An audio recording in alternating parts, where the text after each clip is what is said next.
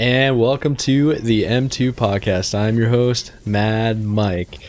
This is the podcast where we cover esports and personalities, some gaming industry related news, a little bit of technology and innovation, and your typical upcoming games. We have ourselves quite a quality show for you today for episode 9. Now we're coming out a little bit late on this one. I took a bit of a brief vacation, didn't have a microphone with me, didn't have my notes with me, so it's coming out maybe a day late, but we're here for it, aren't we? So what we're covering today we're going to cover some Xbox Party update news, new information about the Xbox Series X, and some PlayStation 5 launch information. But before we get into that, I want to go ahead and dive into some of the Twitch streamers and popular streamers in general that are starting to cap their donations at $5. Alright, to start ourselves off, Pokemane, which is a very popular female streamer, if not the biggest streamer on Twitch, female streamer at least, on Twitch, has capped her donations at $5 maximum. She will not allow anybody to donate more than $5. And one of the reasons for this is she's basically said somewhere along the lines of nobody should be donating to multimillionaires, which a lot of these Twitch streamers are. And there are a couple other streamers that are following in their footsteps. Tyler1, who we covered on a previous episode of this podcast, is also going to cap the donations at $5. According to Tyler1, it appears he's going to be following Pokemane's footsteps because he doesn't want to act fake or pretend to be excited when someone makes a huge donation. And in a recent stream, he shared his thoughts on the Twitch donation cap idea after receiving a $100 donation from a fan, and he replied with, "Thank you for the $100," without really getting excited about it.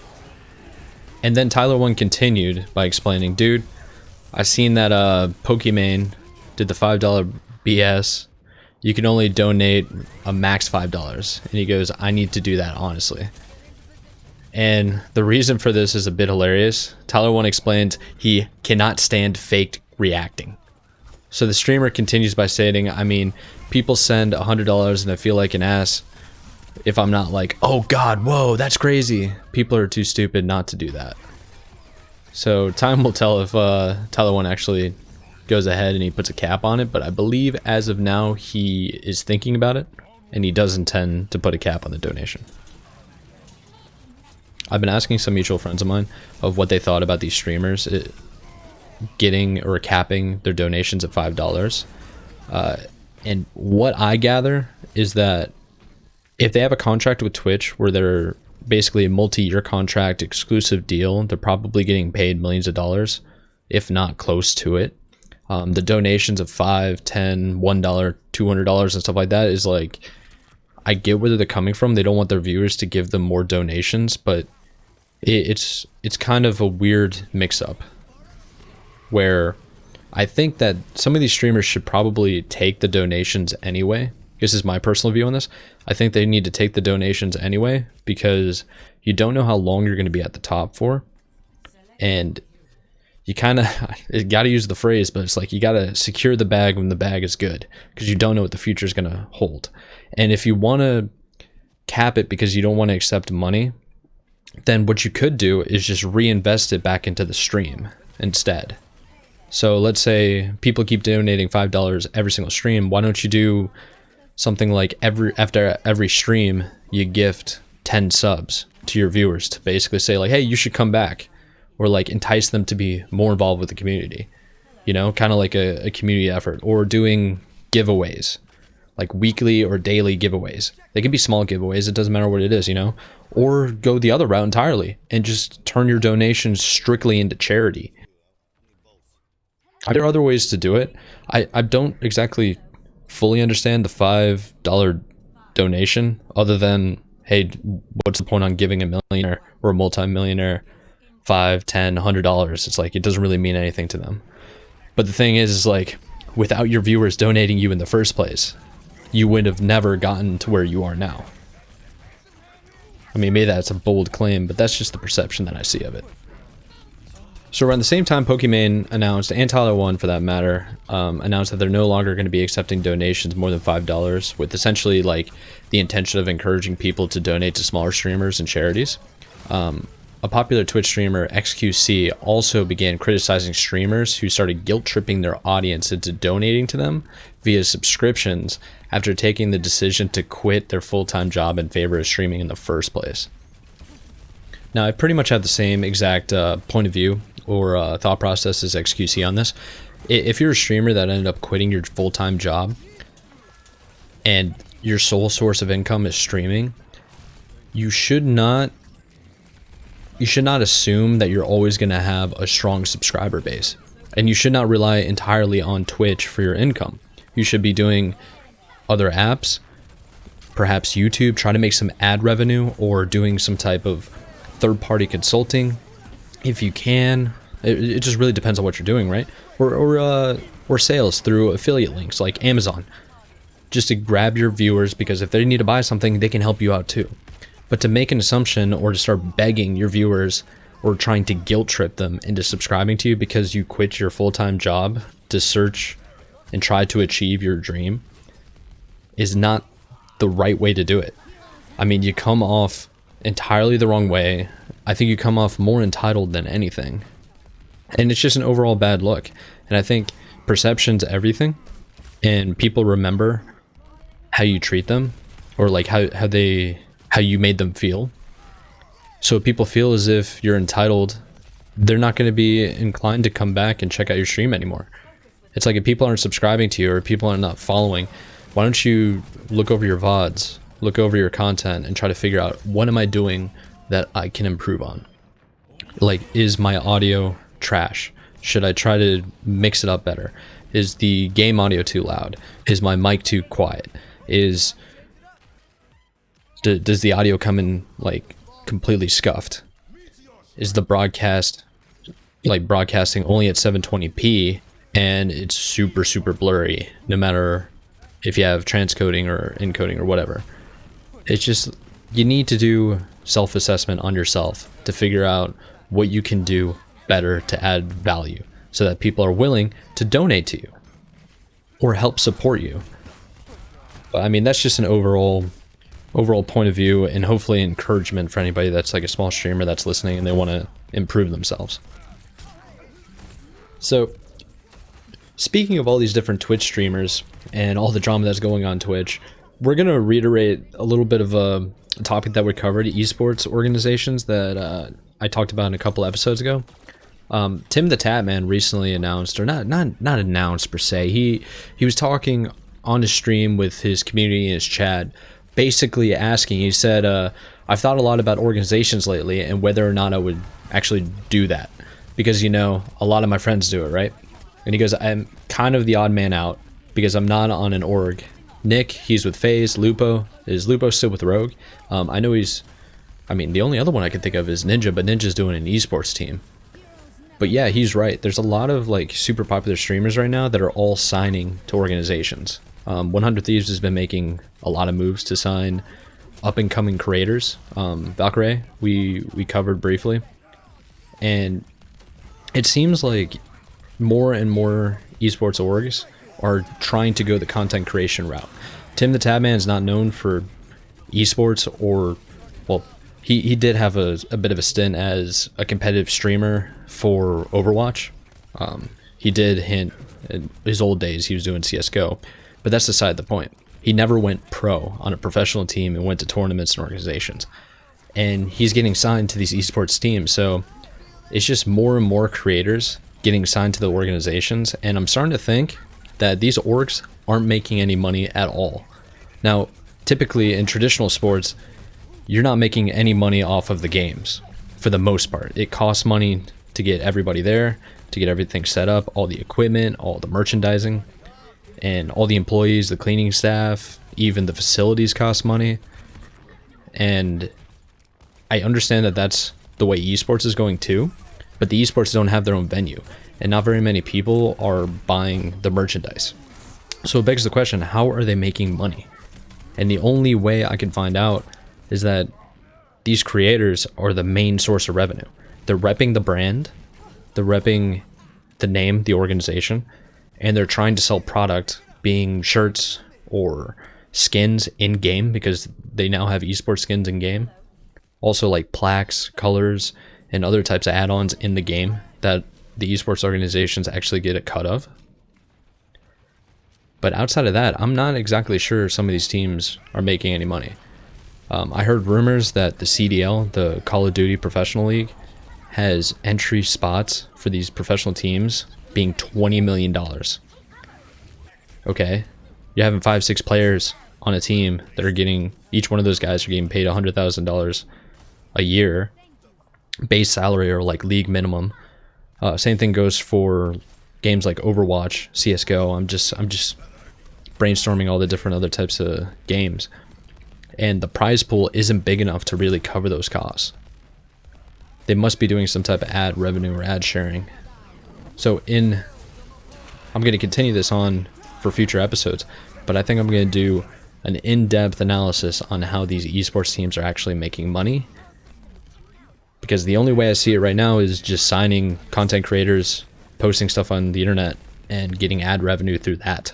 And I'm not sure that's going to be a sustainable business model for the future of gaming and competitive gaming, for that matter.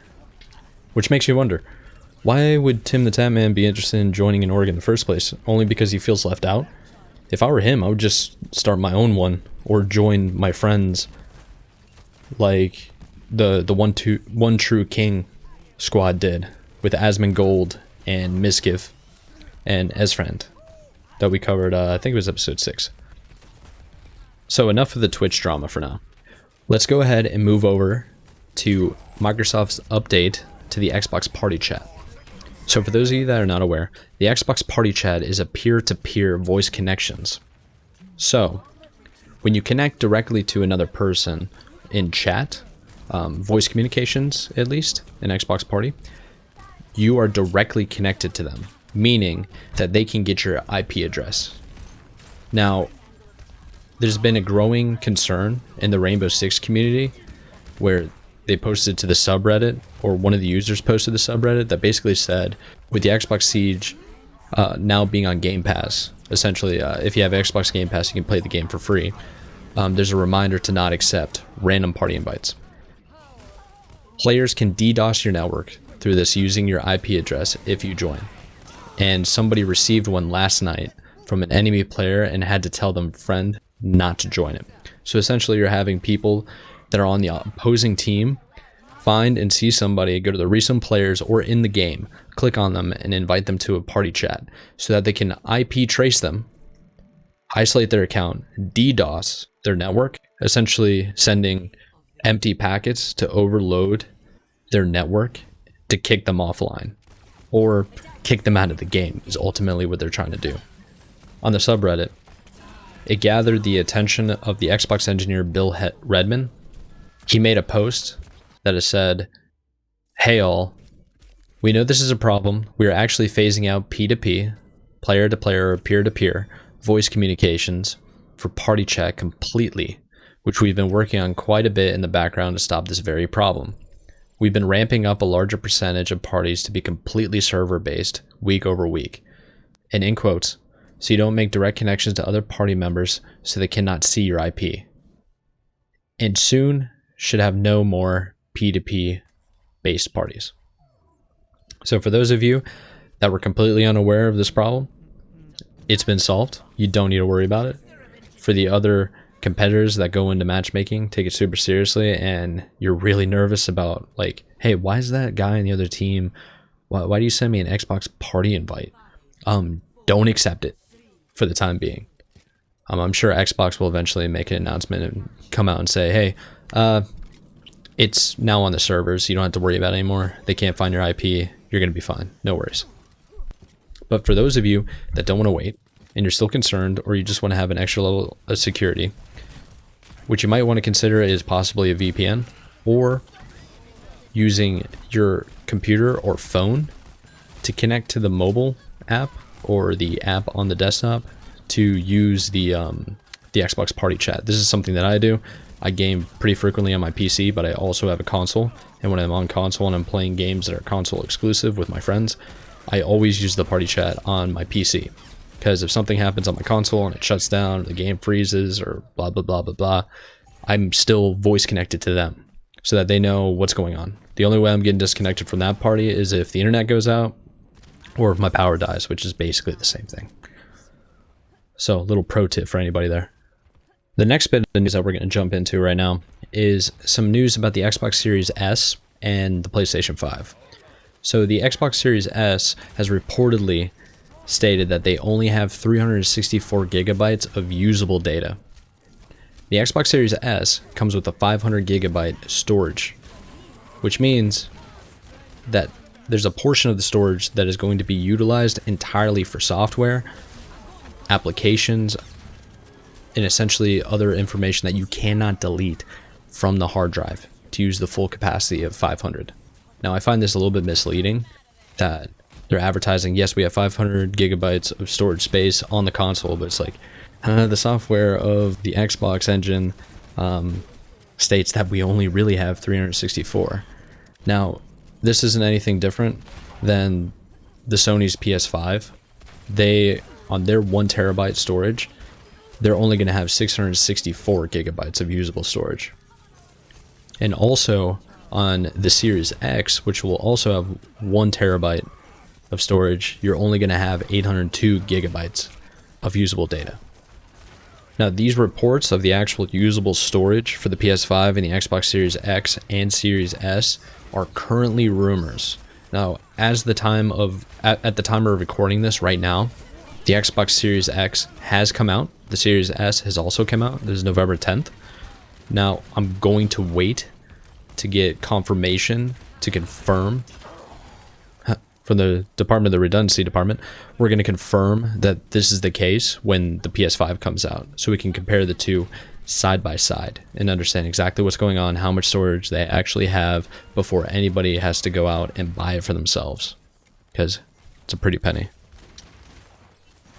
Moving on with the PS5 loading times. So the video game website GameSpot recently compiled loading times for some backwards compatible games on the next gen console.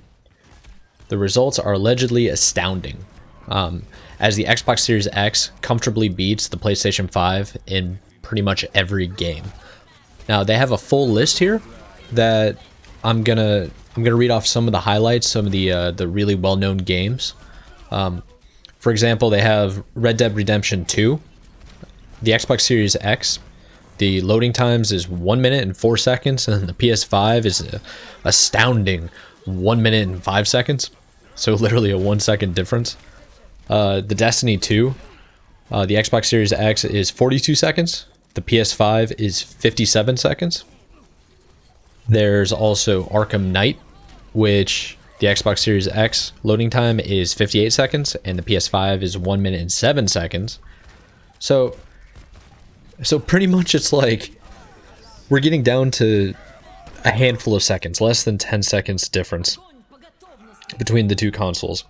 Now, if you're still battling the Xbox Series X versus the PlayStation 5 right now, I don't feel like they're comparable anymore. My personal belief is that the Microsoft and the Xbox has completely gone towards cloud-based gaming. This is probably going to be their last console, at least gaming console. They'll probably have one that's strictly streaming console for apps and TV broadcasts and Netflix, Hulu, all that kind of stuff. But PlayStation seems like they're going to be firmly in the era and the scope of just doing console games for the near future, which would make their primary competitor Nintendo, believe it or not. Although Nintendo has its own individual fan base, I believe. I put them in a separate category where you have Nintendo that likes old-fashioned arcade-style games, traditional games, old-school art styles, and PlayStation 5 is trying to be as realistic as possible and like cutting edge, the new, if you will. The last bit of information we have on the PS5 before it launches in approximately 2 days. Apparently, the PS5 at launch will not have 8K support, 1440p support. You will not be able to stream in 4K 60 frames per second. I'm assuming that means on apps, not on games. They will not have 3D audio for the TV. You can't move your PS5 games to an external USB hard drive. You won't be able to do quick resume, and there's not going to be an SSD expansion available. Now, all of those, to me, I'm not exactly a computer programmer or a computer engineer, but I would think that a lot of those are software. You do have ones that are absolutely hardware, but really, if you can actually just do a software update to enable an SSD expansion through the USB, why wouldn't you be able to do that? I couldn't see why. Now, the 1440p support is going to be a hardware issue. The loading times should be able to be fixed. The quick resume should be able to be fixed.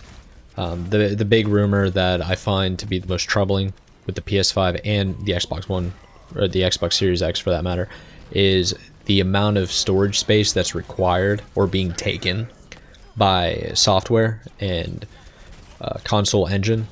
So that's going to be a bit of an issue. Now, aside from that, I believe that will do for your weekend review for gaming industry related news on the M2 podcast, episode 9. I am your host, Mad Mike. You can reach me on pretty much every social you could possibly think of. My handles are Mad Mike Will Eat You, the letter U, instead of spelling out you, all one word, Mad Mike Will Eat You. Hit me up. I like to get viewers, listeners, everybody involved. We have a Discord, a community that I'm trying to build, and have everybody just be more involved talking about gaming industry related news. If you're an avid gamer, competitive gamer, whatever, we'll try to find something for you.